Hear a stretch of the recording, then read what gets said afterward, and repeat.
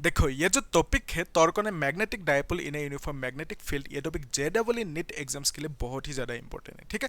और board exam में भी इसका डिराइवेशन पूछे जाते हैं, ठीक है। तो हम लोग यहाँ पे हर एक कॉन्सेप्ट को एकदम डिटेल्स में अच्छे से समझेंगे, तो आप लोग भी अच्छे से नोट करते जाना, ठीक है। तो आइडिया ये है कि सपोज ये एक मैग्नेटिक फील्ड है, ठीक है। इस मैग्नेटिक फील्ड पे हमने एक बार मैग्नेट रखा, तो इस बार मैग्नेट के ऊपर फोर्स लगेंगे, क्यों लगेंगे उसके लिए ध्यान से देखो। यहाँ पे ये जो मैग्नेटिक फील्ड है लेफ्ट टू राइट मूव कर रहे हैं ना, तो इसका मतलब ये हुआ कि इस साइड में कहीं पे नॉर्थ पोल है और यहाँ पे साउथ पोल है, क्योंकि हमें मालूम है magnetic field always moves from north pole to south pole, ठीक है। तो इस डायरेक्शन में मैग्नेटिक फील्ड है, तो इसका मीनिंग यहाँ पे नॉर्थ पोल, यहाँ पे साउथ पोल। तो इसमें हमने क्या रखा, एक बार मैग्नेट रखा, और यहाँ पे आप देख सकते हो ये जो साउथ पोल है इस नॉर्थ पोल को अट्रैक्ट करेंगे, इस डायरेक्शन में बेसिकली फोर्स लगाएंगे, ठीक है। तो फिर यहाँ पे ये जो नॉर्थ पोल है इस साइड में इस साउथ पोल को इस डायरेक्शन में खींचेंगे, यानी फोर्स लगाएंगे कुछ एफ फोर्स, ठीक है। तो ये जो एफ फोर्स है इसकी वैल्यू भी हम लोग निकल सकते हैं कैसे, उसके लिए आप एक सिंपल सा टेक्निक देखो। ये जो इलेक्ट्रिक फील्ड है ये हमने पढ़ा था फर्स्ट चैप्टर में, है ना।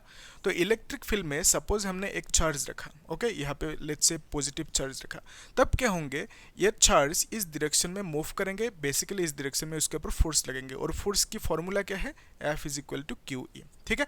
और यहाँ पे अगर सपोज एक नेगेटिव चार्ज है तो उस केस में इसके ऊपर जो फोर्स लगेंगे उसको निकालने के लिए जो फॉर्मूला है that is again F is equal to Q, same formula, ठीक है। तो यहाँ पे क्यू क्या है, स्ट्रेंथ ऑफ दिस चार्ज, ठीक है। यहाँ पे ये जो प्लस क्यू चार्ज है इसकी स्ट्रेंथ कितना है, क्यू है, ओके। तो सिमिलर कहानी इसमें भी होंगे। मैग्नेटिक फील्ड में अगर एक मैग्नेटिक पोल है तो उस केस में यहाँ पे जो फोर्स लगेंगे उसके लिए हम लोग लिखेंगे यहाँ पे स्ट्रेंथ ऑफ दिस पोल, ठीक है। स्ट्रेंथ कितना होंगे, इसका क्यू एम होंगे, ये हमने कंसीडर किया था, है ना। और इसका स्ट्रेंथ कितना होंगे, सेम क्यू एम होंगे, ठीक है। तो यहाँ पे हम लिखेंगे strength of this pole into magnetic field, ठीक है। तो यहाँ पे जिस तरह से हमने strength of charge into electric field लिखा था, यहाँ पे भी strength of this magnetic pole into magnetic field, ठीक है। तो यहाँ पे ये जो फोर्स लगेंगे इसका फॉर्मूला क्या होंगे, strength of this pole into magnetic field, clear है।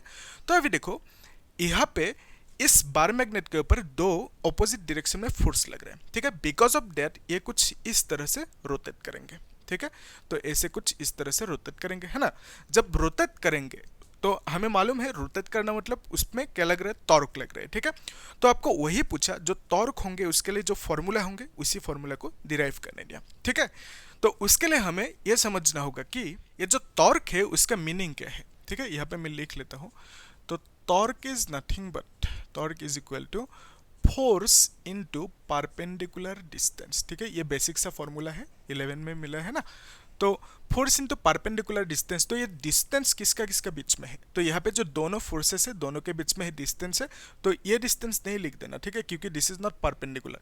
तो डिस्टेंस परपेंडिकुलर डिस्टेंस कौन सी होंगे, ये होंगे, ठीक है।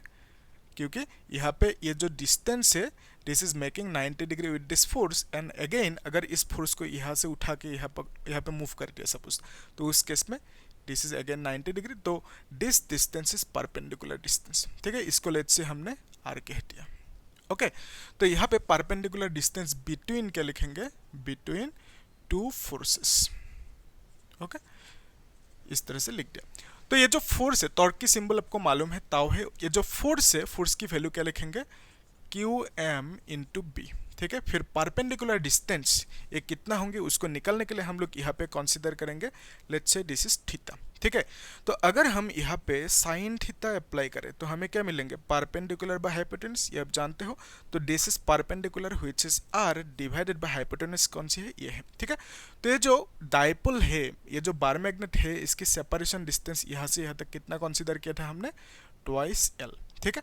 तो यहाँ पे हम लोग हाइपोटेनस ट्वाइस एल लिख देंगे। तो यहाँ से R can be written as twice L sine theta, clear है। तो इस आर की वैल्यू को हम लोग यहाँ पे पुट करेंगे, तो ट्वाइस एल साइन थीटा, ठीक है, क्लियर है ये इतना तक। अभी देखो जो मैग्नेटिक मोमेंट का कॉन्सेप्ट है, ठीक है। मैग्नेटिक मोमेंट का मीनिंग क्या है, यहाँ पे मैग्नेटिक मोमेंट की डायरेक्शन होंगे south to north pole, always ये याद रखना। मैग्नेटिक मोमेंट जिसका सिंबल है एम, स्मॉल एम, इसका direction south to north pole होंगे, ठीक है। तो ये जो मैग्नेटिक मोमेंट है उसकी फॉर्मूला क्या है, magnetic moment, sorry single M होंगे यहाँ पे, magnetic moment is equal to जो दोनों पोल्स की स्ट्रेंथ है उनमें से एक पोल की स्ट्रेंथ ले लो into separation distance which is twice L.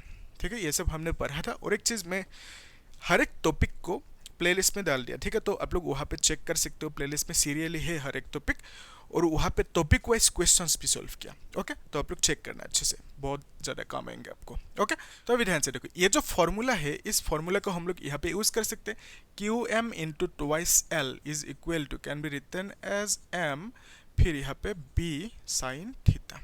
ठीक है, तो ताऊ की वैल्यू कितना आ गया, इतना सा। ओके, तो इसको हम लोग मॉडिफाई करके ऐसे भी लिख सकते हैं फैक्टर फॉर्म में, एम क्रॉस बी। ओके, यहाँ पे फैक्टर लगाना होगा। ठीक है, तो यहाँ पे हमने पाया कि ये जो टॉर्क है this is nothing but cross product of magnetic moment and magnetic field. ठीक है, ये क्या है, मैग्नेटिक मोमेंट। ओके, और ये बी क्या है, अब जानते हो, ये मैग्नेटिक फील्ड। ओके, अच्छे से लिख के रखना। Okay, and this is what, torque. तो torque is equal to magnetic moment cross magnetic field. ठीक है, तो इसी फॉर्मूला से आपको घुमा फिरा के कॉम्पिटिटिव एग्जाम्स में क्वेश्चन पूछेंगे। ठीक है, और हम लोग नेक्स्ट क्लास में क्वेश्चंस भी सॉल्व करेंगे। ठीक है, जेडब्ल्यू नीट लेवल के क्वेश्चंस भी सॉल्व करेंगे। ठीक है, तो अभी देखो, ये जो टॉर्क है इस टॉर्क की एक एसआई यूनिट होंगे, उसको आप सिंपल लिख दो, एसआई यूनिट ऑफ टॉर्क। ठीक है, इज इक्वल टू, ये जो फोर्स है, फोर्स का एसआई क्या है, न्यूटन है। ठीक है, और perpendicular distance this is nothing but metre, right, तो डिस्टेंस की एसआई मीटर है, तो newton metre is the SI unit of torque. Okay, तो अभी यहाँ से ये जो एम है मैग्नेटिक मोमेंट, इसको भी लिख सकते हो, है ना, तो magnetic moment can be written as torque divided by magnetic field sine theta. ठीक है, तो इस मैग्नेटिक मोमेंट की एसआई यूनिट क्या होंगे उसको निकालने के लिए देखो, ये जो टॉर्क है, टॉर्क की एसआई यूनिट हमने क्या पाया, न्यूटन मीटर, और मैग्नेटिक फील्ड का एसआई यूनिट है टेस्ला। ओके, इसको हम लोग ऐसे भी लिख सकते हैं ना, newton metre tesla inverse. Okay, तो अभी ये जो न्यूटन मीटर है इसको हम लोग जूल भी लिख सकते हैं। ठीक है, जूल टेस्ला इनवर्स। ठीक है, ये सब ऐसा यूनिट है। ओके, तो ये जूल कैसे हुआ, अगर डाउट है तो देखो यहाँ पे न्यूटन मीटर है ना, तो न्यूटन मतलब क्या है, फोर्स है, और मीटर मतलब डिस्टेंस या डिस्प्लेसमेंट कुछ भी आप कंसीडर कर सकते हो, है ना। तो मैंने यहाँ पे सपोज डिस्प्लेसमेंट लिखा, तो फोर्स इंटू डिस्प्लेसमेंट हमें मालूम है क्या है, वर्क डन। ओके, वर्क मतलब एनर्जी है। ठीक है, जिसका एसआई क्या है, जूल। ओके, तो न्यूटन मीटर को हम लोग जूल लिख सकते हैं। ठीक है, इस तरह से आपको याद रखना होगा। तो अभी एक लास्ट चीज समझ लो। ठीक है, ये जो टॉर्क होंगे ये मैक्सिमम कब होंगे। ओके, तो ये जो थीटा है अगर इसका वैल्यू 0 हुआ तो साइन 0 कितना होंगे, 0 होंगे, तो इसका मतलब टॉर्क कितना होंगे, 0। तो अगर theta is equal to 0 degree तो sine 0 is 0। Okay, then torque can be written as 0। Okay, तो इसका मतलब टॉर्क मिनिमम है ही नहीं टॉर्क। ओके, तो मैक्सिमम टॉर्क होने के लिए क्या होना होगा, ये जो थीटा है इस थीटा को 90 होना होगा। ठीक है, जब theta will be 90 then sine 90 का वैल्यू कितना होंगे, 1 होंगे, है ना।